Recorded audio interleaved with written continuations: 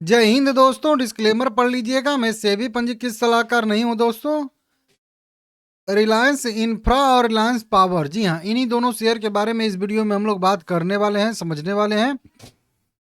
क्या हुआ है, देखिए ये हफ्ता जो रहा है वो रिलायंस पावर के लिए भी और रिलायंस इंफ्रा के लिए थोड़ा सा दिक्कत वाला हफ्ता रहा है, क्योंकि इसमें कई सारी खबरें निकल के सामने आई है। गूगल पे आप लोग चाहो तो चेक भी कर सकते हो क्या क्या खबरें निकल के सामने आई हैं। वो सारी खबरों को यहाँ पे इस वीडियो में हम लोग कवर करने वाले यहाँ पे हैं, ठीक है ना।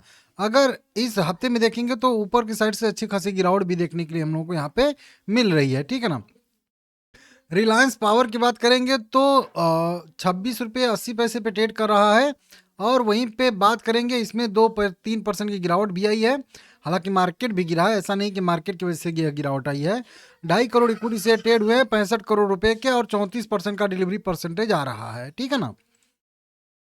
साथ में यहाँ पे देखेंगे रिलायंस इंफ्रास्ट्रक्चर लिमिटेड का, तो 5% का इसमें लोअर सर्किट लगा है। देखिए आईबीसी, ये आईबीसी स्टेज 1 से बाहर आया था, तो उम्मीद थी कि शायद रिकवरी आएगा, लेकिन आईबीसी 1 से यहाँ पे बाहर आने के बावजूद जो है ये दबाव में ट्रेड कर रहा है।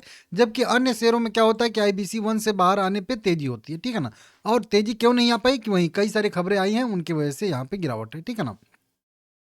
अब देखिए क्या क्या खबरें आई हैं, तो देखिए सबसे पहले तो दोनों का रिजल्ट आया था, और रिजल्ट वीक आया था दोनों का रिजल्ट, ठीक है ना। इसका 25 करोड़ का नेट प्रॉफिट हुआ था रिलायंस पावर को, और रिलायंस इंफ्रा की बात करेंगे तो इसको जो है 300 करोड़ रुपया का नेट प्रॉफिट हुआ था। हालांकि इसका रिजल्ट ठीक था 300 करोड़ रुपया का, लेकिन फिर भी मार्केट रिएक्ट उतना ज़्यादा कुछ किया नहीं है, ठीक है ना। देखिए कई सारी खबरें अभी हाल फिलहाल में आई हैं। सबसे पहले तो जो है यहाँ पे सुप्रीम कोर्ट के निर्देश पर जो है ईडी ने एक एसआईटी का गठन किया है।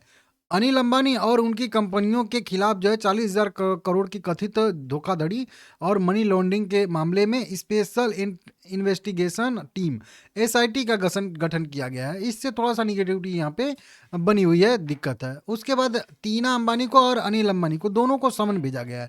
ये दो डेट आप लोग नोट करके रखिएगा। इनकी पत्नी जो टीना अंबानी है, उनको ईडी ने पूछताछ करने के लिए 9 फरवरी को पेश होने के बाद अब उन लोग को जो है उन्हें फिर से जो है यहाँ पे 17 फरवरी को भी नया समन जारी किया गया है। मतलब 9 फरवरी को भी पूछताछ हुई थी, और अब जो है 17 फरवरी को नया समन जारी हुआ है। उन मतलब 17 फरवरी को फिर से टीना अंबानी, अनिल अंबानी की पत्नी से फिर से पूछताछ होगी। किस विषय में आगे पता होगा। वहीं पे अनिल अंबानी को भी 18 फरवरी को पेश होना है। मतलब 17 फरवरी को उनकी पत्नी जाएंगी, और 18 फरवरी को अनिल अंबानी फिर से पेशकश होंगे। क्योंकि ये क्यों होता है ना, क्योंकि एक से पूछा जाएगा, उसमें कुछ बातों मतलब निकल के बातें समझ सामने आएंगी, फिर उस पर स्पष्टीकरण के लिए फिर से जो है उनके पति को बुलाया जाएगा। इस तरीके से न्यूयॉर्क की जो प्रॉपर्टी है जो मैनहाट में है, 17 करोड़ रुपए का अपार्टमेंट खरीदा गया है। वो मनी जो है ट्रेल से जुड़ी, मतलब लग रही है मनी लॉन्ड्रिंग से जुड़ी हुई। इस मामले में अनिल अंबानी के करीबी पुनीत गर्ग को अभी हाल फिलहाल में गिरफ्तार भी किया गया है। तो ये जो न्यूयॉर्क का जो मैनहाट में इनका जो है अपार्टमेंट है, वो टीना अंबानी के नाम पे है। तो वो पैसा 70 करोड़ रुपए कहाँ से आया, उसका सोर्स क्या था, वो जो है यहाँ पे जांच पड़ताल किया जाएगा, ठीक है ना। इस तरीके से पूछताछ किया जाएगा। तो वो एक सबसे बड़ा सेंटीमेंट यहाँ पे हुआ है। रिलायंस इंफ्रा में भी लगातार गिरावट है, उसी एसआईटी गठन से मतलब इसमें भी दिक्कत आई है। कंपनी लगभग 5,000 करोड़ रुपए का एनबीएफसी के जरिए, एनबीएफसी नहीं, फॉरेन करेंसी कन्वर्टेबल बॉन्ड के जरिए फंड जुटाने पे भी विचार कर रही है। हालांकि ये पॉजिटिव खबर है, लेकिन फिर भी फंड मिले ये पॉजिटिव रहेगा। फंड जुटाना वो मतलब मंजूरी देना वो पॉजिटिव नहीं, फंड मिल जाना मतलब वो बढ़िया चीज़ है, ठीक है ना। उसके बाद रिलायंस पावर में भी सेंटीमेंट मतलब निगेटिव है। मार्केट मोजो ने स्ट्रॉन्ग सेल रेटिंग दिया है, तो कई सारे ब्रोकरेज रिपोर्ट आई हैं, वो भी दिक्कत वाली आई हैं, ठीक है ना। तो इस तरीके से यहाँ पे दिया गया है क्लीन एनर्जी और सोलर मैन्युफैक्चरिंग योजना पर कंपनी काम कर रही है। हालांकि कानूनी जो जांच है उससे निवेशकों का भरोसा यहाँ पे भी थोड़ा सा डगमगाता हुआ दिख रहा है। तो दोनों कंपनियां अभी जो है दिक्कत में दिख रही हैं। आगे 17 तारीख और 18 तारीख, ये 2 तारीख हम लोगों को यहाँ पे नोट करके रखना है। हालांकि कुछ निकल के सामने नहीं आता है, पूछताछ ही होती है, लेकिन फिर वही बात है कि थोड़ा सा ध्यान देना जरूरी है। रिलायंस इंफ्रा में 5% की गिरावट आई है।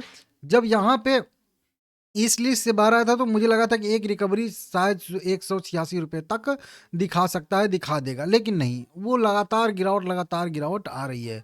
अब आपको दिख रहा होगा कि बहुत कम गिरावट आई है। अगर ये लोएस्ट लेवल से भी अगर आप लोग देखोगे ना, जहाँ पे ये सस्टेन करके रहा था, वहाँ से भी अगर देखोगे तो 40% गिर चुका है। इस लोएस्ट लेवल से बात कर रहा हूँ, इधर ऊपर से छोड़ दीजिए, ये वाले पॉइंट से देख रहा हूँ अगर, तो भी आप लोग देखोगे तो देखने में आपको लग रहा है कि बहुत कम गिरावट हो रही है। नहीं, जिनके पोर्टफोलियो में होगा उनको समझ में आ रहा होगा कि कितना गिर रहा है। समझ रहे हो आप लोग? अभी 180 पे था, अभी जो है 100 पे, 80 मतलब यहाँ से 180 से 175 से अभी जो है यहाँ पे आ चुका है। समझ रहे हो? 1-2 हफ्ते के अंदर अंदर, हालांकि टाइम लगा है ये वाले पॉइंट से यहाँ पे आने में, क्योंकि वीकली चार्ट इसका ट्रेड किया है ना, एक वीक में एक ही दिन ना, उसकी वजह से। लेकिन कितना गिरावट आई है समझ सकते हो।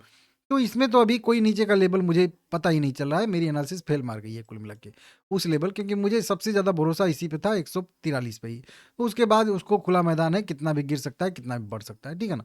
उसके बाद आता है रिलायंस पावर का नंबर। रिलायंस पावर पे भी मेरा भरोसा है कि शायद 25 रुपये के नीचे ना जाए, 25 रुपये सस्टेन कर जाए। लेकिन इसी तरीके से निगेटिव खबरें आती रहेंगी तो नीचे की साइड में 18 रुपये तक भी जा सकता है, ऐसी भी संभावना है। क्योंकि भाई मेन सपोर्ट अभी नीचे की साइड में 20 रुपया ही बनेगा, क्योंकि बीच में ये जो 25 रुपया का लेवल है, ये एक कह लीजिए कि सपोर्ट टाइप का केवल है, मतलब छोटे टाइम फ्रेम के लिए सपोर्ट है। मेन सपोर्ट इसका 18 रुपये पे ही बनेगा, ठीक है ना। देखते हैं, सारे के सारे मूविंग एवरेज नीचे की साइड में मूव कर रहे हैं, ऊपर है। RSI बिल्कुल जो है ओवरसोल्ड जोन में है। तो ये बहुत सारी जो है टेक्निकली दिक्कत भी है, देखते हैं, ठीक है ना। लाइक करिएगा, चैनल को सब्सक्राइब करिएगा। रिलायंस पावर को होल्ड कर सकते हैं, लेकिन रिलायंस इंफ्रा को मेरे हिसाब से थोड़ा सा दिक्कत ज़्यादा है।